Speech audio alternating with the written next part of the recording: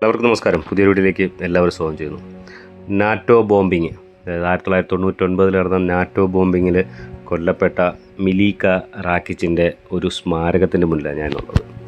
സെർബിയയിൽ എല്ലാവരുടെയും മനസ്സിൽ ഒരു തീരാ നോവായിട്ട് ഉള്ള ഒരു സംഭവമായിരുന്നു അത്. ഈ കുഞ്ഞുൾപ്പെടെ 89 കുഞ്ഞുങ്ങളാണ് ആ സമയത്ത് കൊല്ലപ്പെട്ടത് കേട്ടോ. അപ്പോൾ അതിൻ്റെ ഒരു സ്മരണാർത്ഥം ഈ ഒരു സ്മാരകം ഇവിടെ വച്ചിട്ടുണ്ട്.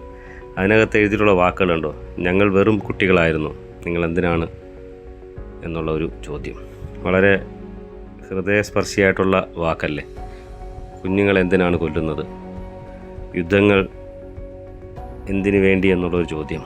എന്തായാലും ഇത് നിങ്ങളിലേക്ക് എത്തിക്കണമെന്ന് തോന്നി, അതുകൊണ്ടാണ് ഈ ഒരു വീഡിയോ എടുക്കുന്നത്. ഇതിനെക്കുറിച്ചും അതുപോലെ ഈ സ്ഥലത്തെക്കുറിച്ചുള്ളൊരു ഫുൾ വീഡിയോ ഞാൻ ചെയ്യുന്നുണ്ട് എന്തായാലും ഉടനെ തന്നെ. അപ്പോൾ പുതിയൊരു വീഡിയോ ആയിട്ട് നമുക്ക് വീണ്ടും കാണാം. എല്ലാവർക്കും ശുഭദിനം നേരുന്നു.